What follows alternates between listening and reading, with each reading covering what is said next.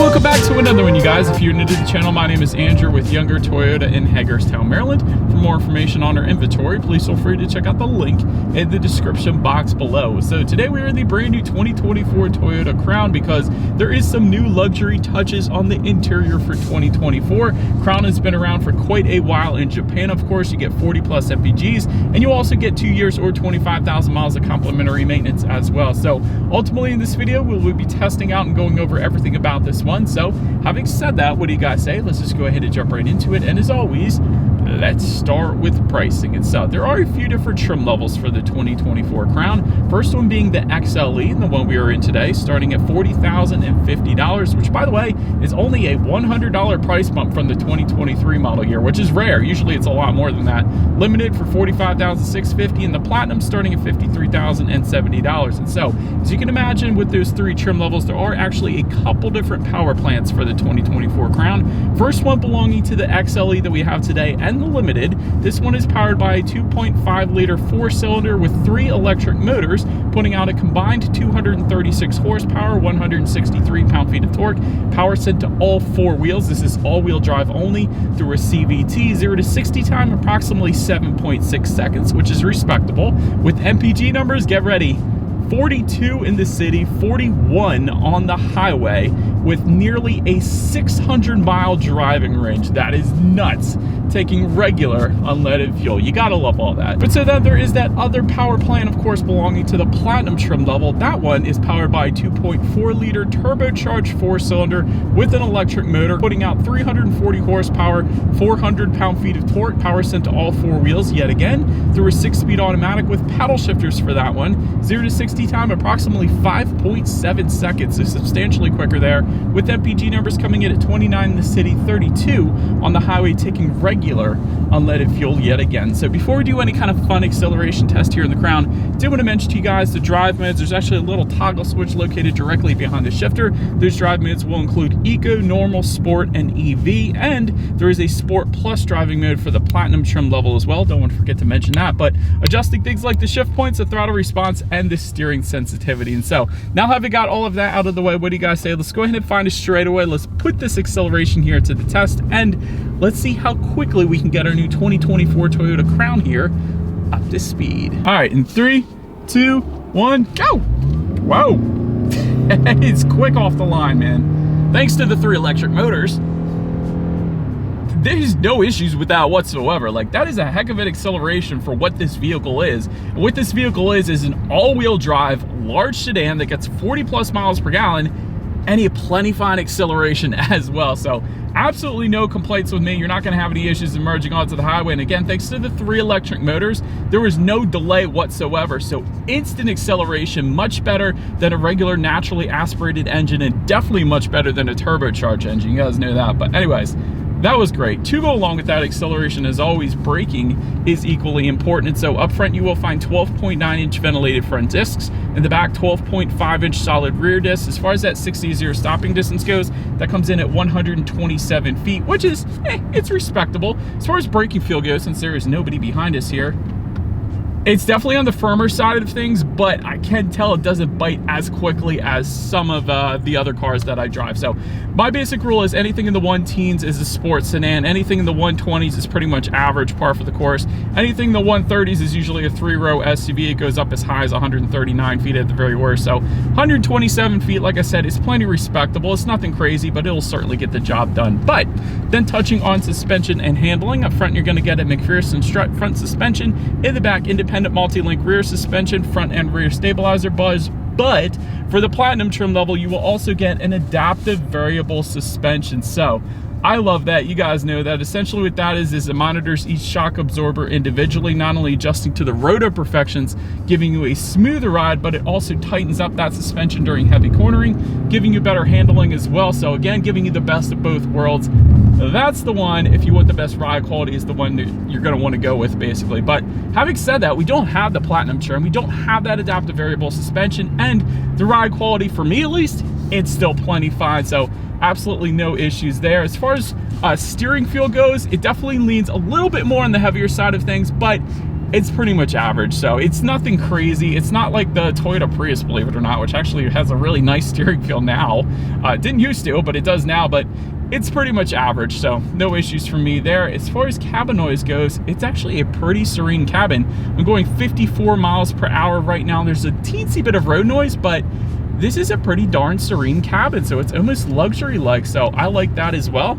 And touching on visibility, I actually can see perfectly fine on my rear view mirror, so it is a massive rear view mirror, a massive rear window in general, so definitely not gonna have any issues there. And touching on forward visibility, if you were to go with the limited or the platinum trim levels, you're also going to get rain sensing windshield wipers. So whenever the Crown detects any kind of mist or rainfall, it's gonna automatically turn on those windshield wipers for you. So just one less thing you gotta worry about, kind of like automatic headlights. So gotta love the convenience there. But that pretty much rounds out the performance segment of this review, guys. Let's now go ahead and take a look at the exterior of our brand new 2024 Toyota Crown. All right, so here she is, you guys, the new 2024 Toyota Crown, finished in supersonic red, in case you were curious of the exact exterior color name that we had on this one with us here today. But as always, let's go ahead and start with where the Crown is made. Taking a look at the VIN, first character is the letter J, indicating that the new Toyota Crown is built and assembled in Japan, as it has been for decades now. But let's go ahead and start up front on this one. Large gloss black front grille does come standard across the board. Bi-LED headlights coming standard on the XLE trim, but then quad LED headlights for the limited and the platinum trim levels, so slightly better illumination at night with those top two trims, but we still got the LED projector, so this illumination is going to be plenty fine as well, honestly. LED daytime running lights also coming standard. You get the automatic feature. You also get automatic high beams, so when you have your high beams on at night and senses a vehicle coming in the opposite direction, it's going to automatically dim them back to low beams, and when that vehicle is gone, it's going to automatically bounce it back up to high beams for you there. So that is pretty convenient. And there are some two-tone color themes available. I think I had a two-tone color theme last year, the same exterior but with some more black accents if I remember correctly. But nonetheless, I still think this one looks good. But that pretty much rounds out the front end. Let's now go ahead and make our way to the side. All right, so now since we are around to the side of the Crown, one of the best looks in my personal opinion. I love the side profile of this thing, but chrome window surrounds does come standard. You do have that floating roof line on the C-pillar there, kind of differentiating the roof line from the rest of the body. Power adjustable heated side mirrors do come standard. They will be power folding. They will have puddle lights with LED integrated turn signals then as well. And again, gloss black with the two-tone color theme that we don't have with us here today, but otherwise they are going to be body colored like you guys are looking at for the single colored Crowns, I guess you could say. But also like that gloss black accents found in the bottom portion of the doors there. I think that looks good. So then taking a look at the wheel setup, 19-inch multi-spoke alloys for the XLE Unlimited trims. They are going to look identical. And then 21-inch machine finish alloys for the platinum trim level. But that pretty much rounds out the side profile. Let's now go ahead and make our way to the back. All right, so now climbing into the long, tall grass for you guys here. Body colored shark fin antenna all the way to the top. You do have a somewhat integrated rear spoiler. I don't know if you guys could tell that or not, but it is kind of there. I think that's a cool look. LED taillights. Really, it's like an LED light bar all the way across, even through the trunk there. So I like that. You do have some trim level badging only if you go with that platinum trim level, so you can flex that a little bit. Got the all-wheel drive badging in the back on that trunk there, of course, because every single trim level comes standard with that. But one of the things I kind of want to show you, actually, let me get out of these weeds here. You do have some kind of grooved accents, and it kind of simulates the design to the taillights there as well. You see those grooved accents in the taillights? That's carried on just below it all as well. So I think that's a pretty darn cool look. And of course, just below it all, although it is a hybrid, you do have dual exhaust outlets tucked away there. So having said that, I do believe you guys know what we have to do next here. As always, here is that exhaust clip.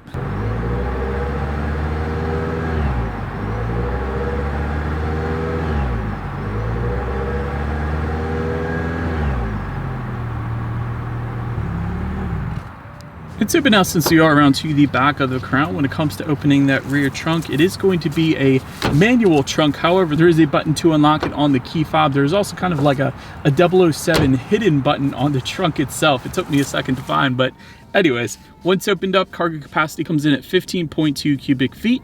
If that was not enough space, there of course is a 60-40 split for quite a bit of extra space then if you needed it. And even without that 60-40 split, that's a ton of space in the trunk of this thing.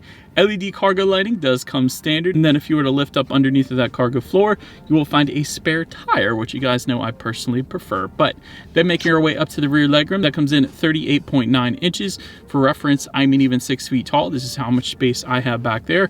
Rear center armrest with cup holders does come standard. Rear ventilation coming standard as well. You gotta love that. There is dual rear USB charging ports coming standard. And if you wanted heated rear seats, go with the limited or the platinum trim levels. But then making our way up to the front seats, 8-way power adjustable front seats with power lumbar does come standard. Softex upholstery coming with the XLE trim level that we have today. I kind of like it. They're very comfortable. Leather seating for the limited and platinum trim levels. Heated front seats does come standard on all trim levels across the board. Gotta love that. And then ventilated front seats are going to come on the limited and platinum trim levels. And like I said, seat comfort, plenty fine. Definitely not going to have any issues there. But then taking a look at the steering wheel, it is tilt and telescoping. It is going to be leather wrapped for all trim levels. Then if you wanted a heated steering wheel, go with either the limited or platinum trim level. But then making our way to the startup, let me start by showing you guys the key here. You got your Toyota Crown lettering on the one side. Then when you flip it over, lock and unlock, and that button to unlock the rear trunk there as well. But it is all keyless entry with a push button start. So all I am going to do here is simply put my foot on the brake and press that engine start button located kind of just by the driver's right knee. But so then making our way to the gauge cluster here, it is going to be a 12.3 inch digital gauge cluster for all trim levels across the board. And one of the coolest things about this gauge cluster is when you change the drive modes, it's going to do this cool crown graphic up on the screen, and it's kind of going to change the colors as well depending upon the drive mode that you put it in. So that's one of the beauties about digital gauges. It just leads so much customization to the imagination, so that's pretty cool. But outside temperature, time of day, of course, how many miles you have left until you hit empty. The speedometer is going to be on the right, and you got some eco charge indicators for the battery levels on the left. So pretty much everything you could possibly want on the digital gauge cluster there. But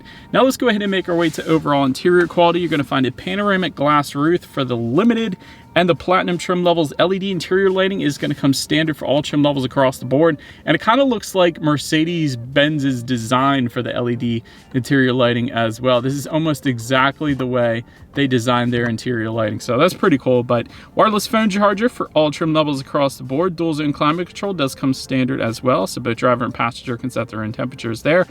But like I said to you guys at the beginning of the video, there's a little bit more luxury for the 2024 model year. Specifically, the one thing that I griped on last year on the platinum trim level, the highest trim level, was all of the matte black finishes surrounding the shifter, which is now turned to kind of this gloss black finish with kind of like this sparkle to it. So they have definitely upped the game when it comes to interior quality. I'm not saying they saw my video and made that change, but I do know manufacturers do watch my videos, which I appreciate, and sometimes they reach out to me as well. So that's pretty cool. But I do love what they did with all of the extra finishes. They eliminated a lot of that matte black finishes because this is kind of a more expensive car. I wouldn't expect to find matte black finishes, and they definitely fixed all that. So big fan of that. But just to elaborate a little bit, you're going to find a wireless phone charger just in front of the shifter. To the right of the shifter, you got a couple cup holders, also USB charging ports. Then within the center armrest, there is actually a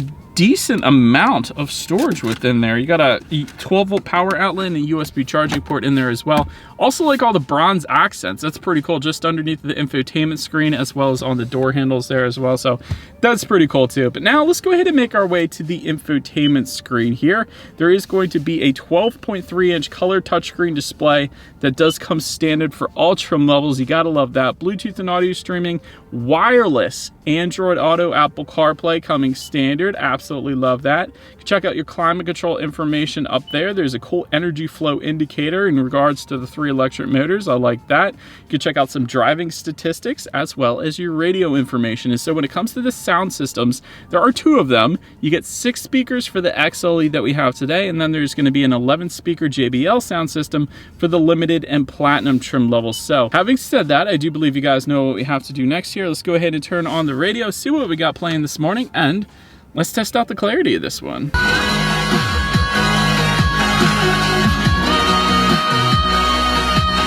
Dang, that may be my favorite 6-speaker sound system.